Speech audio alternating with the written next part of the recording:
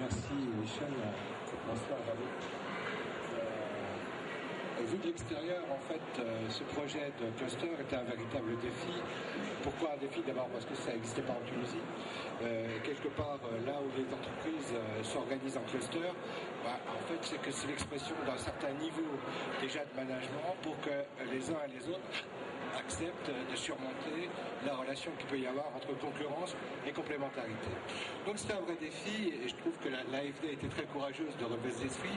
Mais il y avait une raison quand même, il y avait plusieurs raisons très objectives de relever ce défi. La première, c'est que les IMEI, donc les industries, comme l'a dit tout à l'heure Mylène, pèsent quand même quasiment 4 milliards d'exportations. Donc c'est significatif.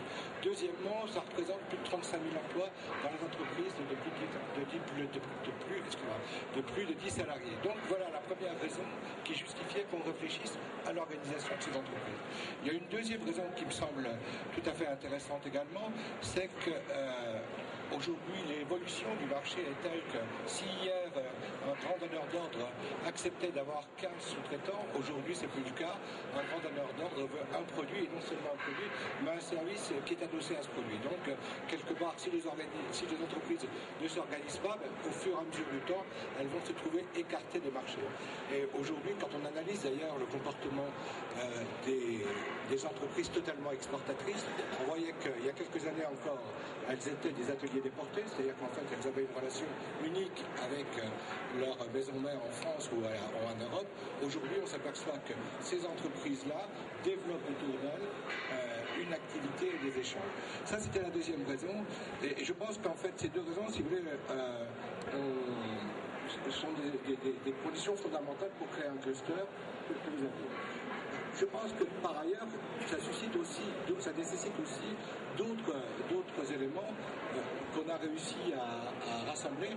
La première, c'est un financement, parce que quelque part, le financement est un élément extrêmement important.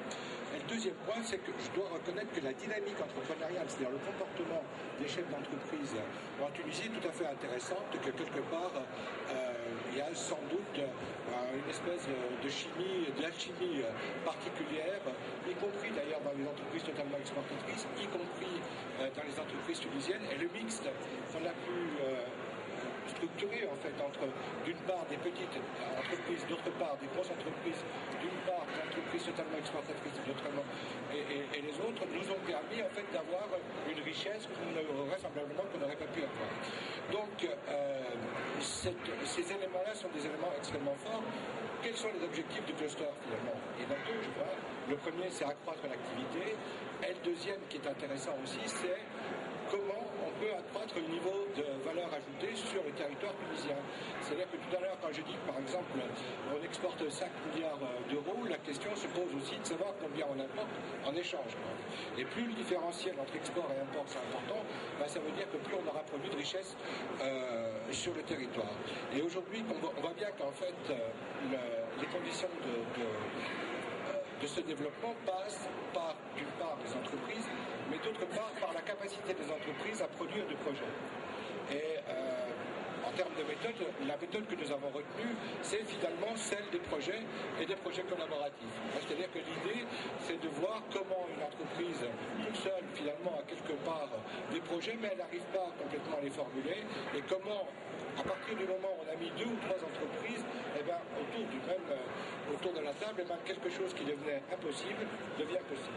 Et aujourd'hui, on a presque l'équivalent d'une dizaine de projets portés par la trentaine d'entreprises. Ça veut dire que donc on est dans une situation où les uns et les autres, vous avez des projets, et que quelque part, le travail du cluster est d'être capable de le structurer, et puis de pouvoir effectivement mobiliser les moyens qui permettront de réaliser.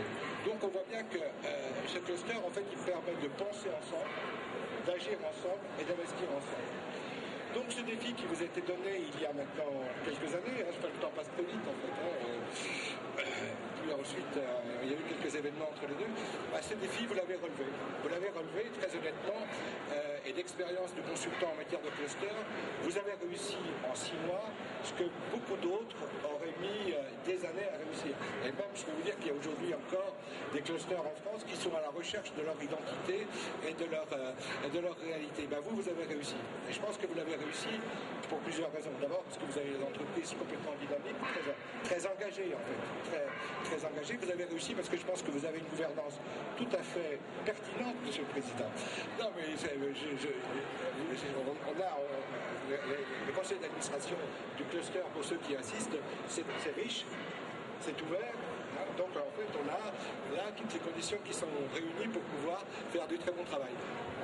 Une des conditions évidemment de la réussite, c'est la contribution financière de l'AFD, et Mudène se cache, mais sa contribution est très très importante, parce qu'effectivement, sans ces moyens-là, on n'aurait pas pu réussir. Puis je dois avouer qu'on a aussi une réussite qui est due à l'animateur tunisien qui travaille avec moi, qui est tout à fait investi sur cette mission. Voilà donc ce que je veux vous dire. Bravo encore à vous, à votre capacité de réussir un tel défi. Je passe maintenant la